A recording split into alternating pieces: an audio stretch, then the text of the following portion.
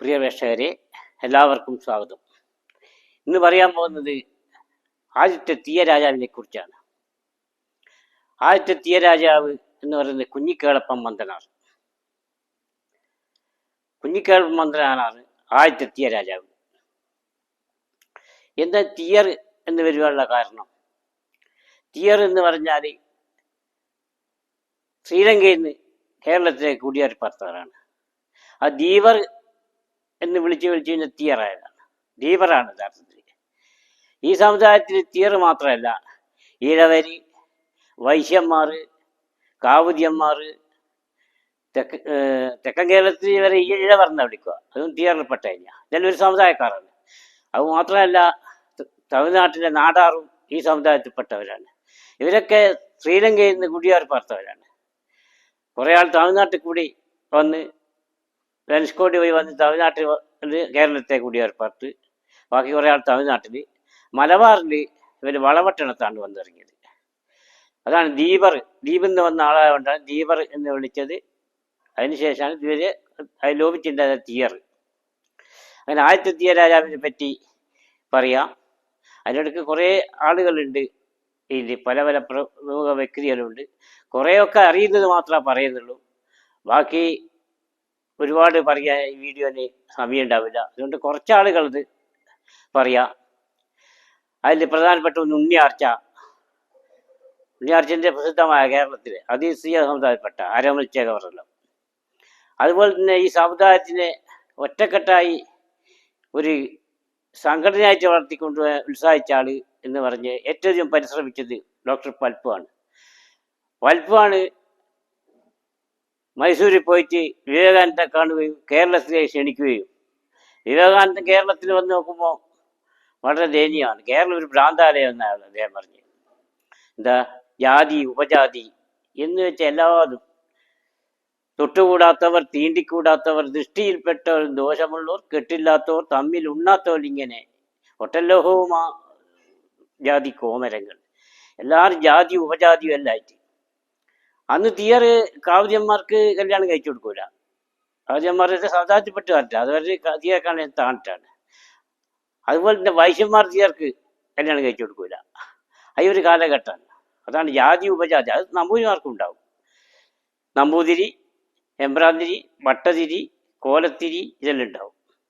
നമ്പൂതിരിമാർ എമ്പ്രാന്തിരിക്ക് ഒരിക്കലും കല്യാണം കഴിച്ചു കൊടുക്കൂല. അത് സമുദായത്തിൽപ്പെട്ടാന്ന് പറഞ്ഞു തരില്ല. അതുപോലെ തന്നെ തീയറും 3-4 വിവാഹങ്ങളായിട്ട് വന്ന ഡോക്ടർ പൽപ്പു ഇവിടെ വിവേകാനന്ദനെ ഇവിടെ ക്ഷണിച്ച് വിവേകാനന്ദൻ പറഞ്ഞ്, നിങ്ങളുടെ സമുദായം രക്ഷപ്പെട്ടിരിക്കൽ മരുത്താമലയിൽ ഒരു സ്വാമി ഇരിക്കുന്നുണ്ട്, അദ്ദേഹത്തെ വിളിച്ച് കൂട്ടിക്കൊണ്ടുപോകാൻ മാത്രമേ നിങ്ങൾക്ക് രക്ഷയുള്ളൂ. ആ സംഘടനയായിട്ട് അദ്ദേഹത്തിന് സാധിക്കൂ എന്ന് പറഞ്ഞുകൊണ്ട് പൽപ്പുവിൻ്റെ ശ്രീനാരായണ ഗുരുവിനെ ഇവിടെ കൂട്ടിക്കൊണ്ടുവരും. SNDP ഉണ്ടാക്കുകയും അങ്ങനെ കേരളത്തിലെ പല പ്രമുഖന്മാരും ഈ സമുദായത്തിൽ 3 മുഖ്യമന്ത്രിമാരുണ്ടായിട്ടുണ്ട്. ആർ ശങ്കർ, പിണറായി വിജയൻ, അച്യുതാനന്ദൻ, ഇവരൊക്കെ എത്തിയ സമുദായത്തിൽപ്പെട്ട. അതുപോലത്തെ വ്യവസായികളുണ്ട്. വ്യവസായികൾ എന്ന് പറഞ്ഞാൽ കേശവൻ വൈദ്യർ, KT രാമസ്വാമി, KTC, ഇതുപോലത്തെ വ്യവസായികളും ഈ സമുദായത്തിലുണ്ടായിരുന്നു. സിനിമാ രംഗത്തുണ്ടായിരുന്നു. അതുപോലെ തന്നെ ഭൂമി, ഏറ്റവും വലിയ ജമ്മി കുടുംബം എന്ന് പറയുന്നത് KR ഗൗരിയമ്മയുടെ കുടുംബമാണ്. കേരളത്തിലെ തീയറെ ഏറ്റവും വലിയ ജമ്മി അവരുതാണ്. അത്യധികം ഭൂമി ഉള്ളത് KR ഗൗരിയമ്മയുടെ കുടുംബത്തിലാണ്. ഇനി നമുക്ക് തീയരാജാവിനെ പറ്റി പറയാം. കുഞ്ഞിക്കേളപ്പൻ വളപട്ടണത്തിൽ നിന്ന് ചിറക്കൽ രാജാവിൻ്റെ വീട്ടിൽ വരികയും അവിടെ തെങ്ങ് കയറ്റം, അന്ന് തെങ്ങ് കയറ്റ തീയറ പ്രധാന ജോലി. തെങ്ങ് കയറ്റം മാത്രമല്ല, തെങ്ങ് എത്തി കള്ളുണ്ടാക്കുക, അതുപോലെ തന്നെ ചക്കര ഉണ്ടാക്കുക. അന്ന് ഈ ശർക്കര ഒന്നും പഞ്ചസാരയൊന്നും ഇവിടെ ഇല്ല. അപ്പോൾ തെങ്ങിൻ്റെ ചക്കര കഴിഞ്ഞാൽ ആ ചക്കര കള്ള് കുറുക്കി ഉണ്ടാക്കി വിൽക്കുക. ഇത് പ്രബല സമുദായമാണ്. ഇവർ ഈ രാവണന്റെ രാജ്യത്ത് നിന്ന് വന്നതുകൊണ്ട് ഇവർ ദ്രാവിഡന്മാർ എന്നൊരു ഇത് കൊണ്ടിട്ട്, സിംഹളരാണ് ഇവരെ പൂർവികന്മാർ. സിംഹളർ ആയ പിന്നെ ഇവിടത്തേക്ക് കുടിയേറി പാർത്തത് ശ്രീലങ്കയിൽ. അപ്പോൾ ദീവർ എന്ന് പറഞ്ഞ് തീയറായി. തീയർ പല നല്ല വീരശൂര പരാക്രമികളും എല്ലാറ്റിനും സാമർഥ്യവും എല്ലാ തൊഴിലിലും ഏർപ്പെട്ടവരാണ്. അങ്ങനെ കേളപ്പൻ ചെറുക്കൻ രാജാവിൻ്റെ വീട്ടിൽ വന്ന് തെങ്ങ് കയറ്റം സ്ഥിരമായിട്ട് അവിടെ താമസിക്കുകയും തെങ്ങായിരുന്നു, അത്രയും തെങ്ങുണ്ടായിരുന്നു. അക്കാലത്ത് ചെറുക്കൽ രാജാവിൻ്റെ മകളെ പ്രേമിക്കുകയും ഗർഭിണിയായപ്പോൾ രാജാവ് കേളപ്പന് വിവാഹം ചെയ്തു കൊടുക്കുകയും ചെയ്തു. കുറേ പ്രദേശങ്ങൾ കൂട്ടിച്ചേർത്ത് ഒരു രാജിയാക്കി കേളപ്പന് കൊടുക്കുകയും കേളപ്പ അവിടുത്തെ രാജാവായി വാഴുകയും ചെയ്തു. കേളപ്പന് 200 പടയാളികൾ ഉണ്ടായിരുന്നു. പല ദൗർബല്യവും കേളപ്പനുണ്ടായിരുന്നു. കേളപ്പൻ പല സ്ത്രീകളെയും വീട്ടിലേക്ക് വശീകരിച്ചു കൊണ്ടുവരികയും അവരൊക്കെ വെപ്പാട്ടിയാമാറായിട്ട് വെക്കുകയും ചെയ്യുന്നൊരു പോരായ്മ കേളപ്പനുണ്ടായിരുന്നു. അത്തരത്തിലുള്ളൊരു സ്ത്രീ, ഒരു സവർണ വിഭാഗത്തിൽപ്പെട്ട സ്ത്രീ കേളപ്പൻ്റെ രഹസ്യങ്ങളെല്ലാം കണ്ടുപിടിച്ച്. കേളപ്പൻ ഒരുപാട് ഏലം ഉള്ള സ്ഥലമായിരുന്നു ഈ ചെറുക്കലിൻ്റെ, ഈ കേളപ്പൻ്റെ രാജ്യം. ആ ഏലം മദ്രാസിൽ കൊണ്ടുപോയി വിൽക്കുകയും അവിടുന്ന് സ്വർണം വാങ്ങിക്കൊണ്ട് സൂക്ഷിക്കുകയും ചെയ്തു കേളപ്പൻ. 2 ചാക്ക് സ്വർണം വരെ ഉണ്ടാവുമായിരുന്നു കേളപ്പൻ്റെ കൈവശം എന്ന് പറയുന്നത്. കേളപ്പൻ എന്ന് പറഞ്ഞാൽ ഒരു അത്രയും സുന്ദരനും അത്രയും ധൈര്യശാലിയും എല്ലാം കൂടിയുള്ള ആളാണ് കേളപ്പൻ. അങ്ങനെ ഈ സവർണ സ്ത്രീ ഇതൊക്കെ കണ്ടുപിടിക്കുകയും പിന്നെ അത് മലപ്പുറത്ത് ഗുണ്ടകളെ കൊണ്ടുവന്ന് ഒരു പടയാളികളിൽ ഉറങ്ങുന്ന സമയത്ത് കേളപ്പൻ്റെ കൊട്ടാരത്തിക്കാരും ഇതൊക്കെ കവർന്നെടുക്കുകയും കേളപ്പനെ കൊല്ലുകയോ, കേളപ്പനെ പിന്നെ ആരും കണ്ടിട്ടില്ല.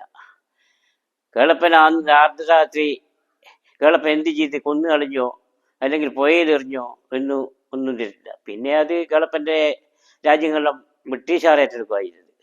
അങ്ങനെ ആദ്യത്തെ തീയരാജാവായിരുന്നു കേളപ്പൻ. കേളപ്പൻ്റെ ചരിത്രം ലോകമുള്ള കാലത്തോളം നിൽക്കും. വേറൊരു തീയർക്ക് ഇടയിൽ രാജാവുണ്ടായിട്ട് കണ്ടിട്ടില്ല. അതുപോലെ തന്നെ ഈ സമുദായത്തിൽപ്പെട്ട ഉണ്ണിയാർച്ച ആരോമൽ ചേകവറെ സഹോദരിയാണ്. അവർ വീരശൂര പരാക്രമിയായവർ. നാദാരത്തിൽ കൂടെ പിന്നെ സ്ത്രീകൾക്ക് പേടി കൂടാതെ അക്കാലത്ത് വഴി നടക്കുവാൻ പാടില്ലായിരുന്നു.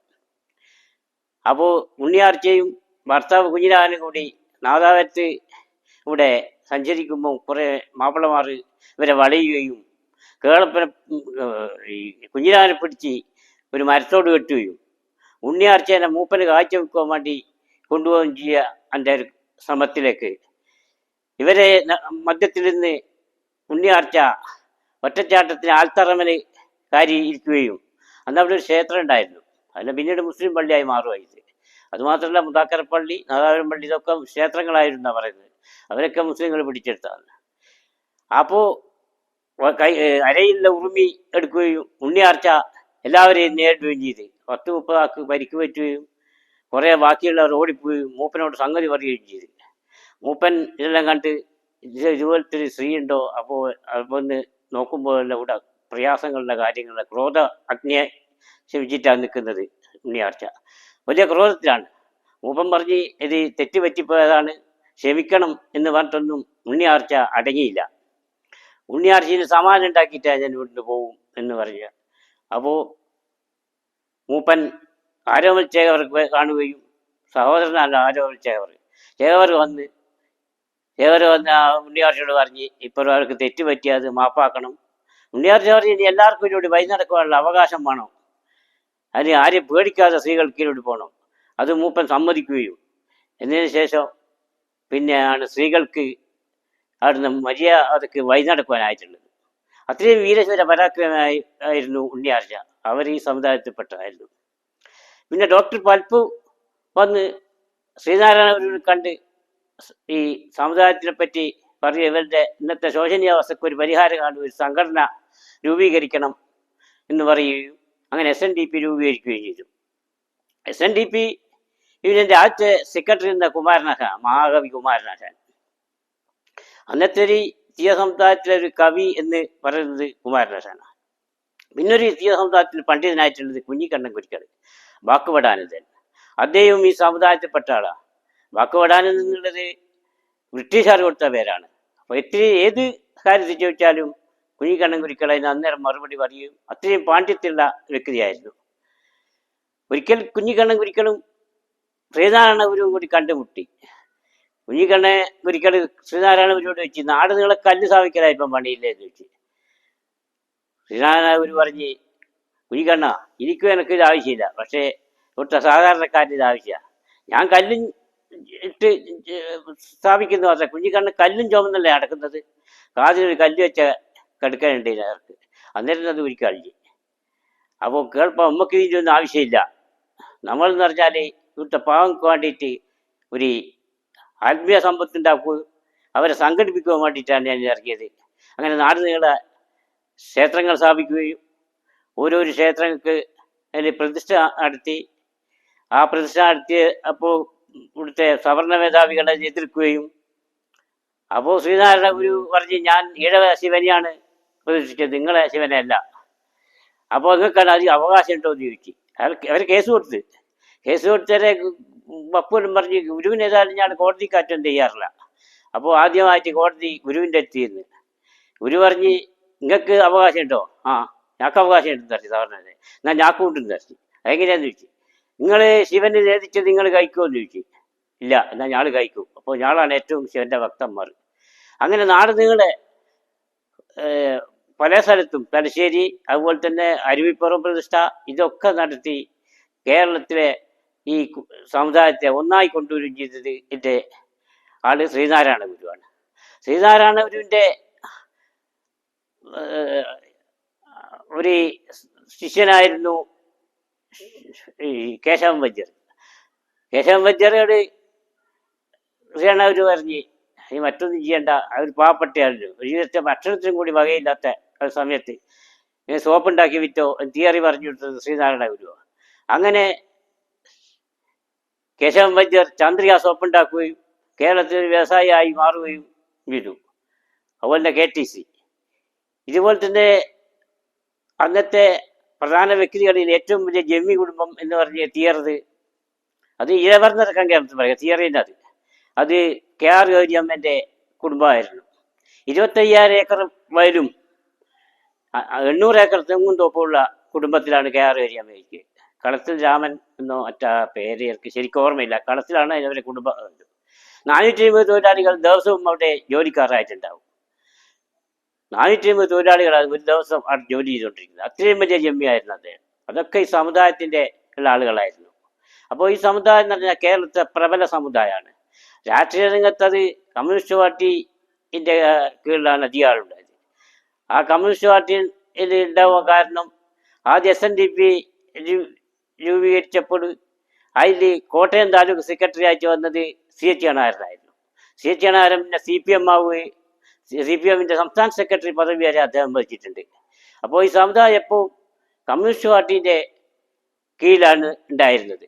അതാണ് ഇന്നും കേരളത്തിൽ കമ്മ്യൂണിസ്റ്റ് പാർട്ടീൻ്റെ ശക്തി എന്നത് ഈ തീയറാണ്. തീയറിനെ ദീപർ. അങ്ങനെ ഒരുപാട് ആളുകൾ ഇതിനകത്തുണ്ട്. ഈ പിൻകാലത്ത് ഒരുപാട് നേതാക്കന്മാരായിട്ട് വന്നിട്ടുണ്ട്. പിന്നെ R ശങ്കർ മുഖ്യമന്ത്രിയായി, അതുപോലെ തന്നെ അച്യുതാനന്ദൻ മുഖ്യമന്ത്രിയായി, അതുപോലെ തന്നെ പിണറായി വിജയൻ മുഖ്യമന്ത്രിയായി. ഇതൊക്കെ വരുന്നുണ്ട്. പിന്നെ ഗവർണർമാരുടെ ആരെല്ലാം ഉണ്ട്. അതിന് കൂടുതലായിട്ട് ഇതിൽ വീഡിയോയിൽ ഉൾക്കൊള്ളിക്കാനാവുന്നുണ്ട്. കുറച്ചാളുകളെ പേര് മാത്രമേ ഞാൻ ഇവിടെ പറയുന്നുള്ളൂ. അധികാളെ പേര് പറയാ അവിടെ വീഡിയോ മതിയാവില്ല. പിന്നെ ഈ മാപ്പിളമാർ എങ്ങനെയാണ് ഉണ്ടായ മലബാറിലെന്ന്. മാപ്പിളമാർ ഈ ഉണ്ണിയാർച്ചനെ തടഞ്ഞെന്നല്ലോ പറഞ്ഞത്. മാപ്പിളമാരുണ്ടായെന്ന് വെച്ചാൽ മലബാറിൽ മാത്രമേ മാപ്പിളമാറില്ല. മുസ്ലിങ്ങൾക്ക് മാപ്പിള എന്നുള്ള പേര് മലബാറിൽ മാത്രമേ ഉള്ളൂ. അത് തിരുവിതാംകൂർ രാജാവ് പട്ടം കൊടുത്തതാണ്. ഖജനാവിൽ പൈസ ഇല്ലാതെ നോക്കുമ്പോൾ മന്ത്രിയോട് ചോദിച്ചാൽ പട്ടം കൊടുക്കുക, പിള്ളപ്പട്ടം. അന്ന് 8 വീട്ട് പിള്ളമാർന്ന് പറഞ്ഞാൽ എല്ലാവരും ബഹുമാനിക്കുന്ന വ്യക്തികളാണ്.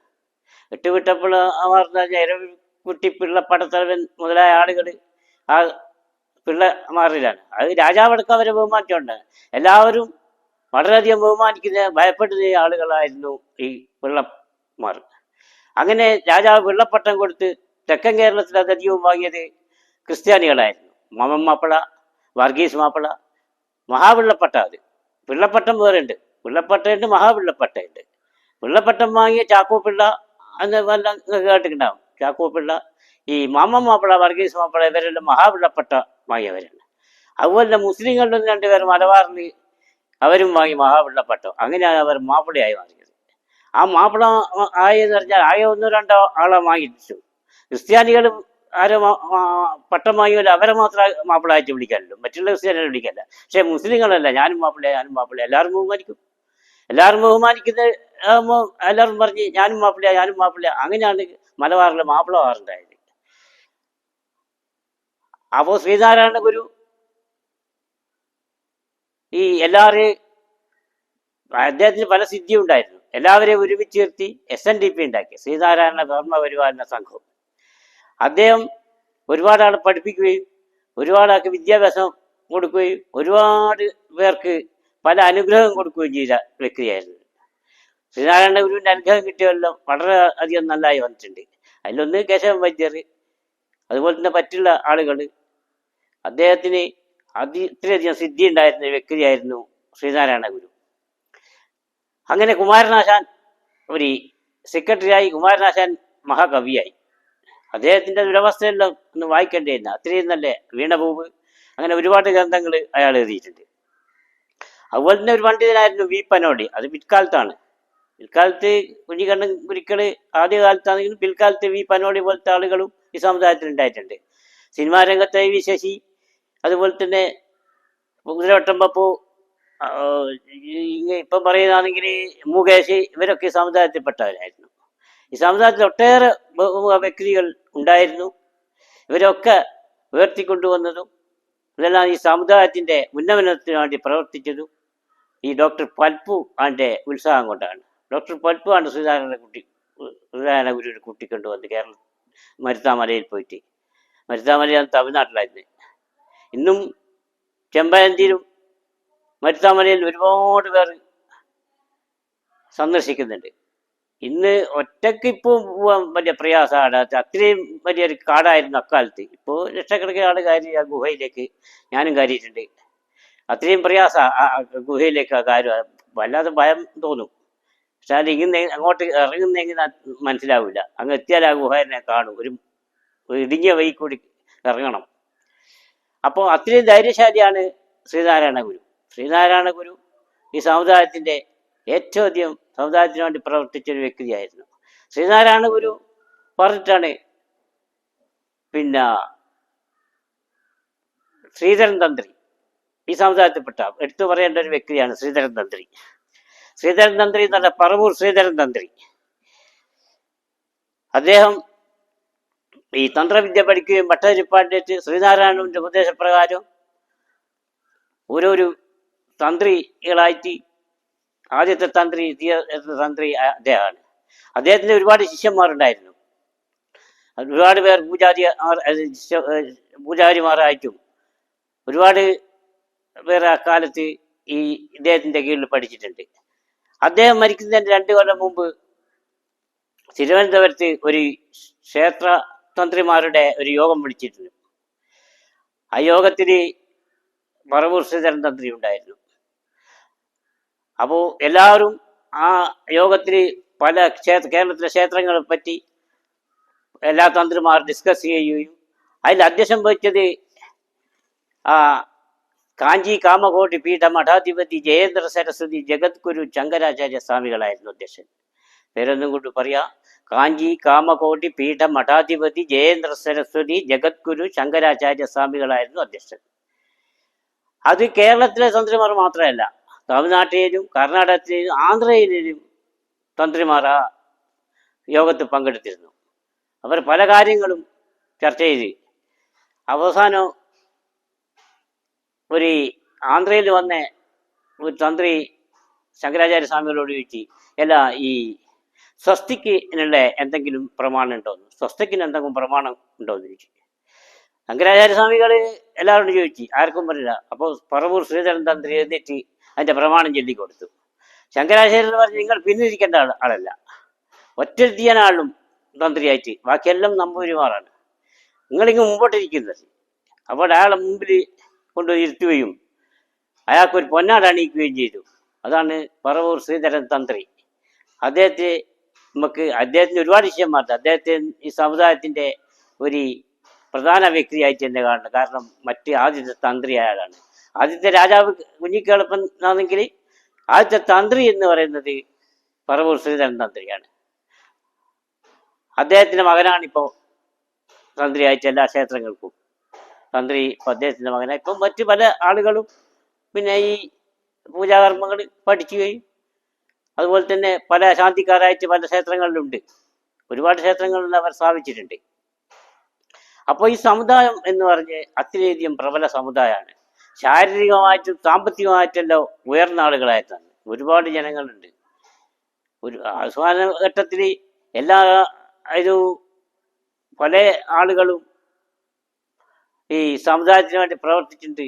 പക്ഷേ രാഷ്ട്രീയത്തിൽ CH കാണാനെ പോലത്തെ ആളുകൾ ഉണ്ടായിരുന്നു. പിന്നെ അവസാനം അതായത് പ്രസിഡന്റായിട്ടുള്ളത് തീർക്ക് വേണ്ടിയിട്ടല്ല, തൊഴിലാളികൾക്ക് വേണ്ടി വാദിച്ചില്ലെങ്കിൽ തീറാണ് അതിൽ തൊഴിലാളികൾ അധികം ഉണ്ടായിട്ട്. അത് സഹവേക്കണരെ ഈ സമുദായത്തിൻ്റെ ഒരു പ്രധാനപ്പെട്ട വ്യക്തിയായിരുന്നു. അങ്ങനെ ഒട്ടേറെ പ്രതികളുണ്ട്, ഒട്ടേറെ ആളുകളുണ്ട്. ഒരാളെടുത്ത് പറയുന്നില്ല. ഒരാൾ അത് മനസ്സിലേക്ക് കിട്ടുന്ന വെച്ചാൽ രാമസ്വാമി ശ്രീധരൻ തന്ത്രി, പിന്നെ ഇതുപോലെ തന്നെ VM സുധീരൻ എല്ലാം ഈ രാഷ്ട്രീയത്തിൽ കോൺഗ്രസ്സിലാണെങ്കിലും അതുപോലെ ശോഭാ സുരേന്ദ്രനെ പോലത്തെ എല്ലാം ഇപ്പോഴും ഈ പ്രബല ശക്തികളായ പ്രമുഖ നേതാക്കന്മാരായിട്ടുണ്ട്.